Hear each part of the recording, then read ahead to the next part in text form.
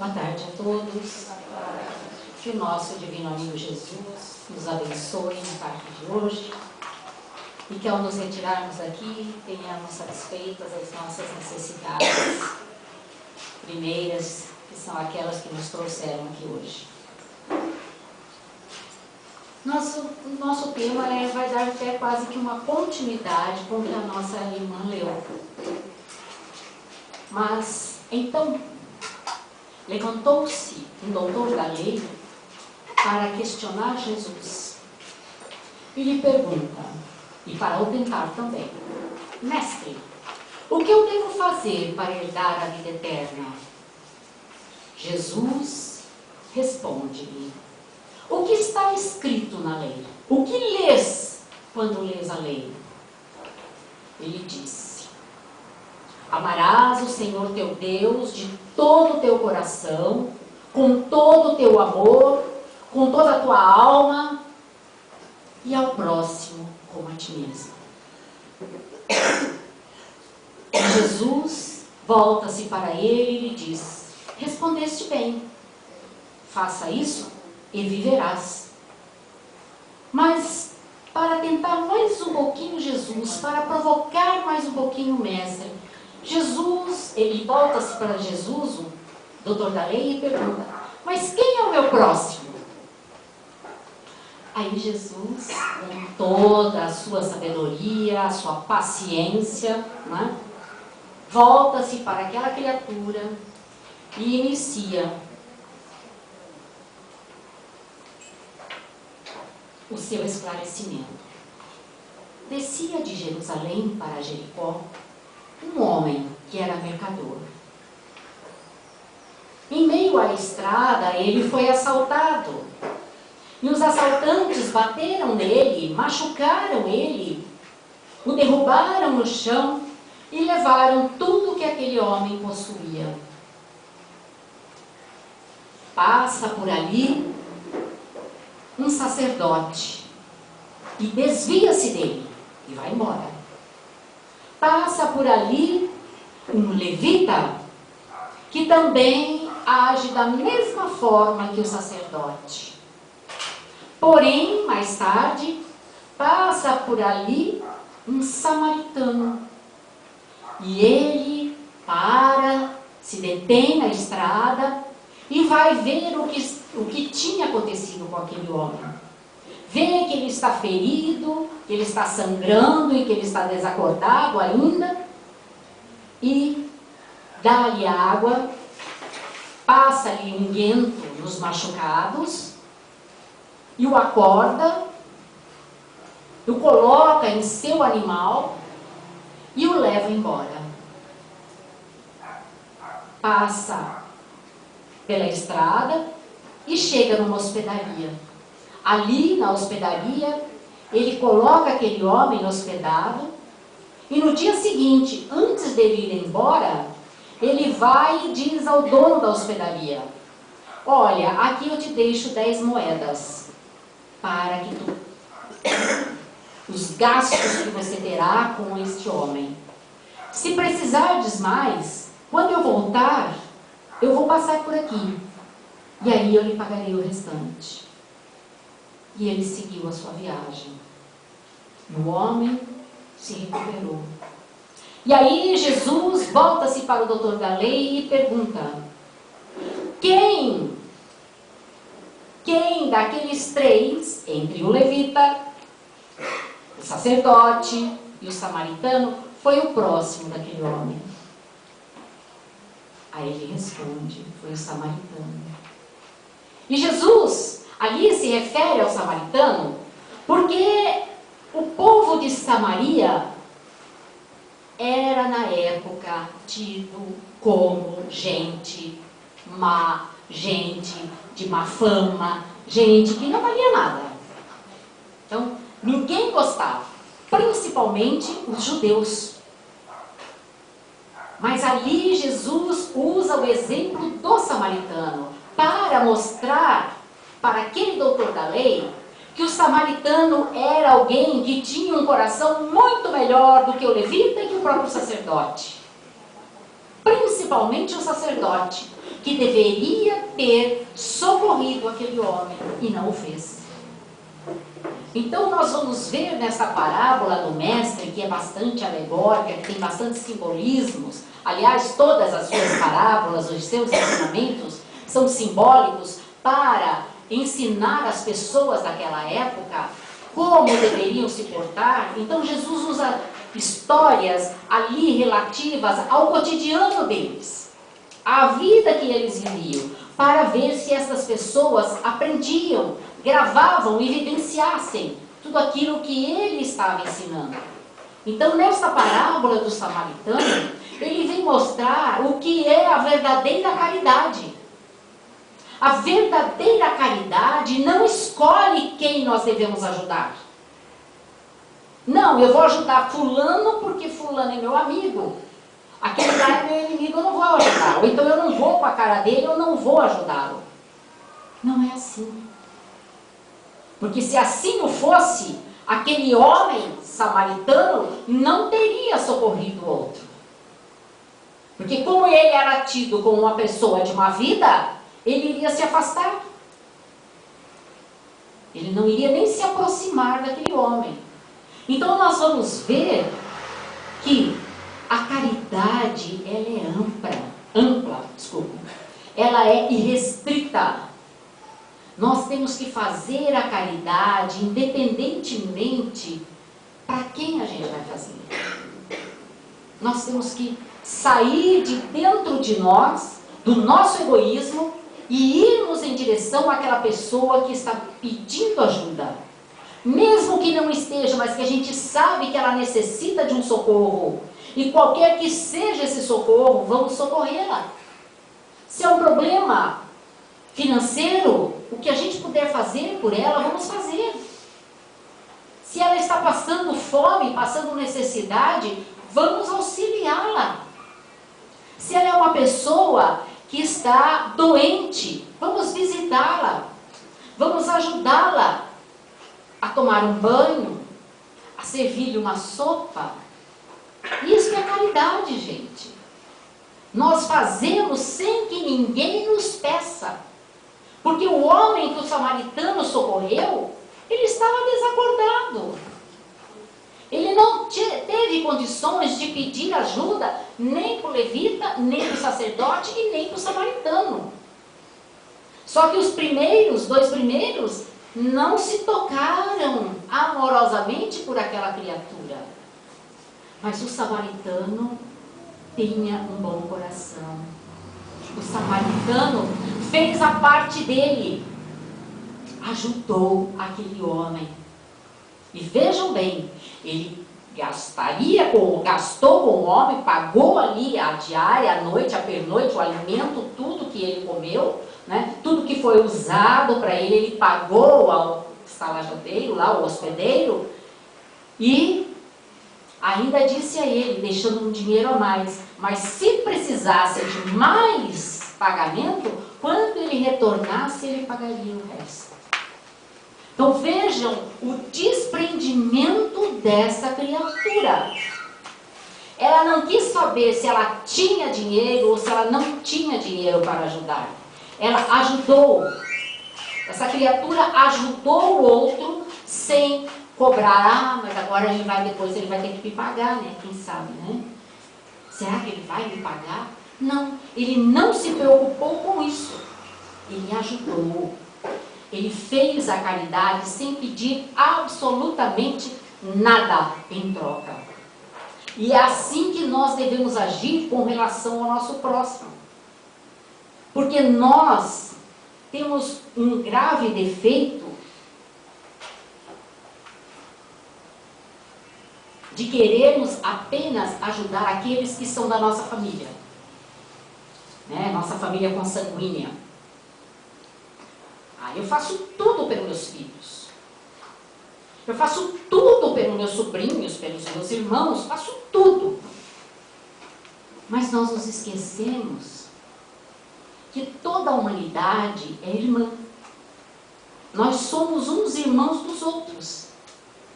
Independente de quem tenham sido os nossos pais, independente da nossa origem, do nosso sobrenome, não é? Nós todos somos irmãos, independente de eu ser branco, preto, vermelho, amarelo, nós somos irmãos. E nós nos esquecemos disso todos os dias, infelizmente. Nós ainda não conseguimos nos lembrar da nossa irmandade entre humanidade. Então, eu gasto tudo que eu tenho e um pouco mais para dar o carro do ano para meu filho, não é? O filho vai, sai na primeira esquina e ele já parte o carro, porque ele gastou, ele ralou, vamos assim dizer, né? No trabalho para conseguir o dinheiro para comprar o carro, não é? Então a gente dá tudo e eles não fazem nada. Aí uma pessoa ali de fora que precisa realmente da nossa ajuda, nós negamos. É um irmão nosso. Ah, mas eu não tenho dinheiro. Claro, gasta tudo só com os familiares ali. Aí não pode sobrar dinheiro para ajudar o outro. E aqui eu não estou me referindo só a dinheiro, não. Estou me referindo a tudo. Tudo que é tipo de caridade. Porque às vezes um familiar da gente fica doente e a gente faz tudo por ele. Claro, devemos ajudá-lo. É nosso familiar. Ele é o primeiro que nós precisamos fazer a caridade. Mas nós não podemos nos esquecer de que quando um vizinho nosso fica doente, nós também devemos ir lá e ajudar também. E isso nós não vemos. É difícil. Como é difícil. Ah, eu não vou lá não. Aqui? Não. Ele tem família lá, a família dele que se vire. Não é bem assim.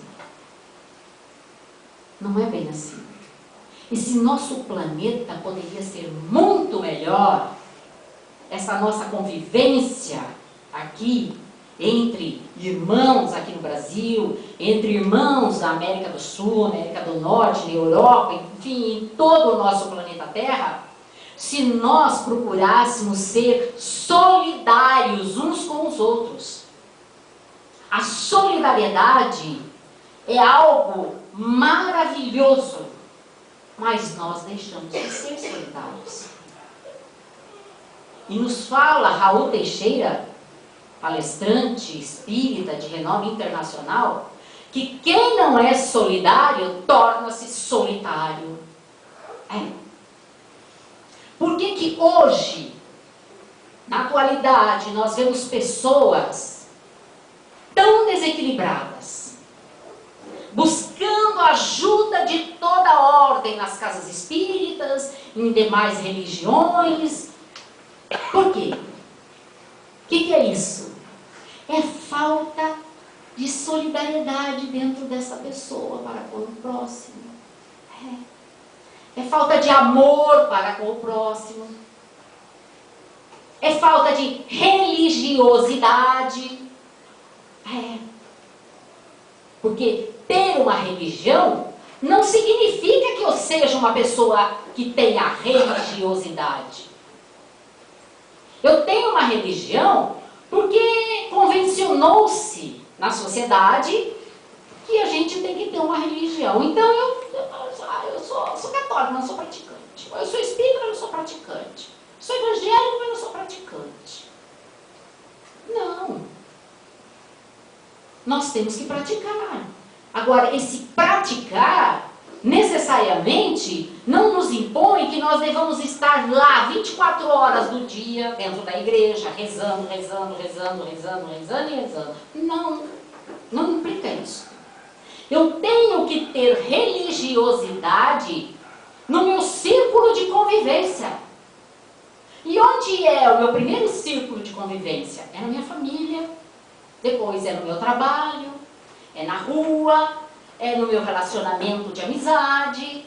Enfim, onde eu estiver, eu tenho que ser uma pessoa que demonstre religiosidade. E o que é essa religiosidade? É ter respeito pelo próximo, é ser solidário com o próximo, é ser caridoso com o próximo. Enfim, ter dentro da minha vivência, dentro da nossa vivência, os valores do Espírito. Esta riqueza maravilhosa que nós estamos ainda tentando adquirir. Porque somos equivocados imensamente com respeito a nós mesmos. Nós achamos que a nossa vida é essa aqui só. Meus irmãos, nós espíritas que temos mediunidade e que trabalhamos em mesas mediúnicas e que assistimos aos espíritos desencarnados que chegam ali desesperados, doentes, necessitados de ajuda, nós vemos como a humanidade ainda precisa progredir na área da religiosidade. Aquela religiosidade que não ostenta uma faixa aqui que diz eu sou religioso, ou eu tenho uma religião, que me rotula. Não. É minha forma de ser, minha forma de viver. Porque quando eu tenho religiosidade, eu vivo aquilo que Jesus nos ensinou. Porque Jesus, se a gente pegar o Novo Testamento, que está ali tem os seus seguidores, os seus discípulos, né, que escreveram, Paulo, que foi depois de Jesus, Lucas também, né, João, que viveu com ele, que escreveu o Apocalipse. Nós vamos ver que em nenhum momento Jesus chegou e disse para a plateia que o assistia: eu estou fundando uma religião. Não. Essa minha religião vai ter esse nome. Quem começou a colocar um nome nos ensinamentos de Jesus, vamos assim dizer, foi Paulo. Mas Paulo veio depois de Jesus, depois que Jesus morreu. Que ele teve aquele encontro com o mestre nas portas da cidade de Damasco. Porque ele estava indo para Damasco, porque ele era um doutor da lei, ele odiava o mestre, ele odiava os seus seguidores, e ele descobriu que em Damasco tinha um tal de Ananias, que era muito respeitado pelos seguidores do carpinteiro de Nazaré. Então ele foi lá para prender o tal do Ananias, que era um senhor já bem idoso, e mandar matá-lo, como ele fez com Estevão, que foi o primeiro a ser sacrificado, o primeiro cristão a ser sacrificado pelo apedrejamento ali em Jerusalém. Então, Paulo, que começou a chamar as pessoas, porque ele começou a fundar as igrejas, até chamava assim, né? Num determinado lugar, então ali as pessoas iriam se reunir e falar de Jesus e comentar os seus ensinamentos. Então eram igrejas. E Paulo saiu, né, por toda ali a gentilidade, porque ele não veio para pregar para os judeus, ele veio para pregar para os que não eram judeus. E aí ele começou a chamar de cristãos. Cristãos, ele começou. Mas Jesus não falou nada. Jesus não falou absolutamente nada. Vocês podem pegar ali no Novo Testamento, não existe religião. Existem ensinamentos. E que ensinamentos? Então, como Jesus veio nos trazer esses ensinamentos, nós, se o tivéssemos escutado, nós, se tivéssemos nos preocupado um pouquinho mais com a nossa verdadeira essência, que é a espiritual, nós já estaríamos muito à frente do que nos encontramos hoje. Porque nós estamos aquém do que deveríamos ser. Nós só nos preocupamos em ter, não é? Ter um bom emprego, ganhar bastante, né? Ter uma boa casa, ter o carro do ano, ter uma viagem, ter isso, ter aquilo, ter e ter e ter e ter. Ninguém fala assim, eu preciso ser melhor. Eu preciso ser uma pessoa caridosa, solidária, amorosa, ter um caráter ilibado, que ninguém pode vir me falar mal de mim, isso aqui, não é? Porque eu sou uma pessoa íntegra. Eu pauto a minha vida dentro dos valores cristãos. Eu sou uma pessoa que não sou orgulhosa, né? Que não sou egoísta, porque tudo que eu tenho é de todos, não é só meu. Eu divido com todos. Então, eu posso dizer que eu sou uma pessoa que tem religiosidade. Mas esta religiosidade que nós achamos que temos, não é religiosidade. É tudo menos isto. Se a gente fosse pegar cada um dos senhores que aqui se encontram na tarde de hoje e fosse conseguir ler o pensamentinho de cada um de vocês, nós iríamos ver que a maioria veio aqui para buscar. Que é o que nós fazemos. Nós somos mendigos espiritualmente e somos pedintes. Quem aqui hoje se levantou da cama e agradeceu pelo dia de hoje? Agradeceu a noite de sono, que pôde repousar o seu corpo e poder ir fazer as suas atividades do dia? Quem aqui hoje se lembrou de agradecer que tem um corpo perfeito? Que tem ouvidos para ouvir, boca para falar, que tem olhos para ver, que tem as mãos para movimentar, as pernas para caminhar? Quem é que se lembrou? Nós não nos lembramos de agradecer a Deus, nada. A gente entra numa prece assim, já entra assim, Senhor, me ajuda. Me ajuda porque a coisa está feia. Né? Me dá dinheiro. Eu quero dinheiro. Né? Senhor, me ajuda. Eu preciso de uma casa, eu quero ter a minha casa própria. Me dá a minha casa própria, dá um jeito aí. Se vira, faz uma mágica aí e me dá. Eu quero. Ou posso também acertar na Mega Sena, né? Fala para mim os números que eu vou lá fazer. Vai te facilitar, né? Para você não ter que ir lá para a tua casa da moeda e fazer dinheiro para me dar. Eu estou doente, ei, peraí, você que me fez, faz favor, dá um jeito aqui, me cura. É assim. E aí, se as coisas não acontecem como a gente quer, porque Deus não me ama, porque Deus não existe, porque Deus não é bom, porque Deus está se vingando em mim, porque Deus me judia. Meus irmãos. Como nós somos pequenininhos no entendimento de Deus. Vocês já ouviram falar da palavra perfeição?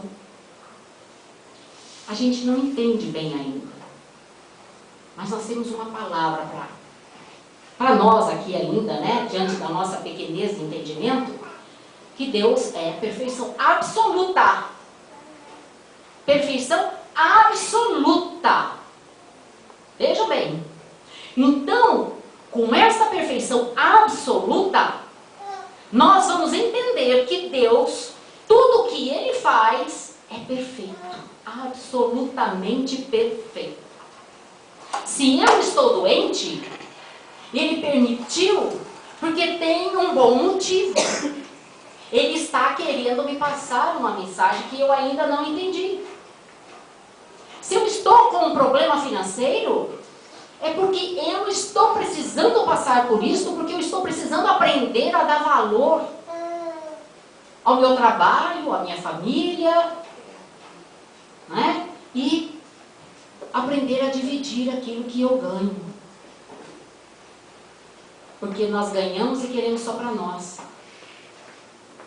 Se eu tenho outro tipo de problema, Deus está ali, mas Ele está me ajudando. A gente acha que Deus faz tudo, que nem a gente é que nem criança, né, mimada. Eu quero a boneca, aquela boneca, eu quero aquele smartphone de presente de Natal, e se não vier a criança birra, faz birra, esperneia, se atira no chão, grita, xinga e faz tudo. Assim que nós fazemos com Deus. Nós somos crianças espiritualmente ainda. E quando Deus não nos atende, nós fazemos a mesma coisa. Aí a gente briga com Ele, xinga Ele, diz que Ele não nos ama, que Ele nos abandonou. Ah, meus irmãos, somos nós que o abandonamos. Nós estamos vindo por várias e várias reencarnações abandonando Deus. Abandonando os ensinamentos de Jesus. Porque se nós já os vivêssemos, se nós já tivéssemos nos preocupado com estes ensinamentos, desde vidas pretéritas até hoje, nesta presente, nós não estaríamos como estamos agora. Aqui, esmolando o amor dele. Não. Porque nós já estaríamos autossuficientes em amar. Nós amaríamos todos os nossos irmãos incondicionalmente como Ele nos ama.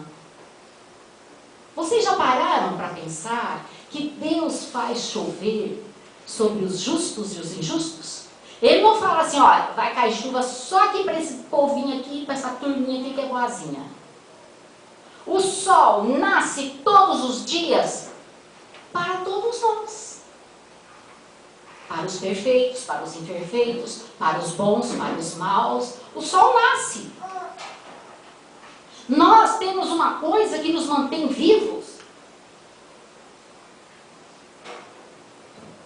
Que Deus nos dá e não nos cobra absolutamente nada. Experimentem parar de respirar. Dá pra gente ficar uns 10 minutinhos, 20 sem respirar? Não dá, né? A gente morre. Então, este ar que nós aspiramos, este oxigênio que nós respiramos, é Deus que nos fornece.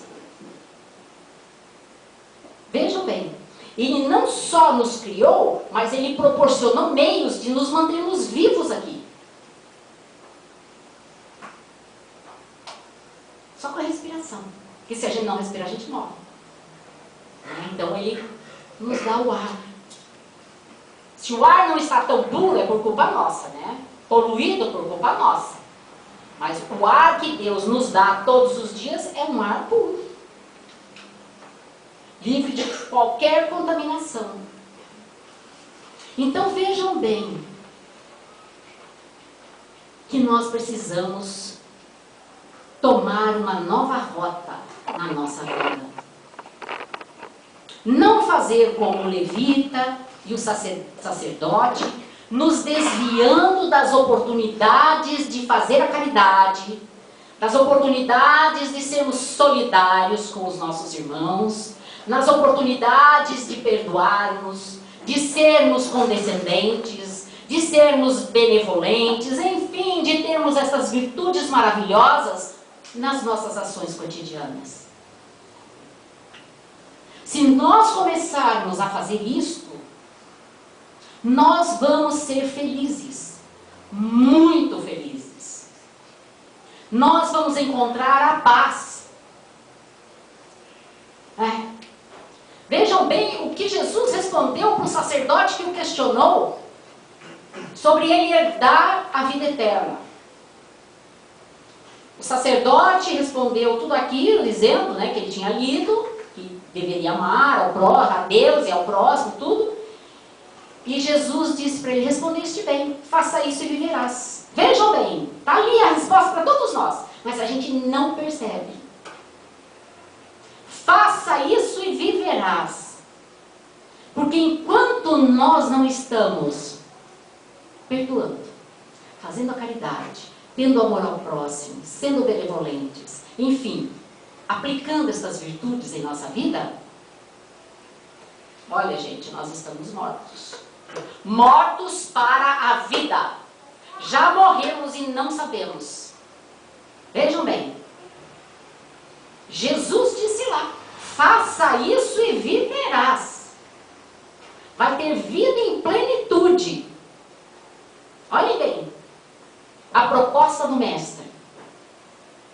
E nós ainda estamos aqui patinando, pensando, será que é verdade? Ah, eu acho que ela está mentindo, eu não vou fazer não. Não é? A gente fica assim, né? Tem que ter esforço.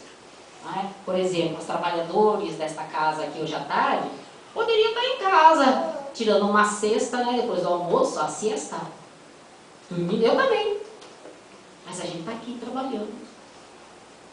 E com alegria, com amor, com vontade de passar o conhecimento que a gente aprende com essa doutrina.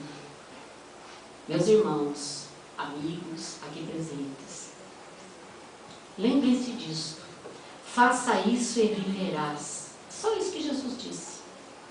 Nunca se esqueça do faça isso e viverás, se quiserem viver plenamente.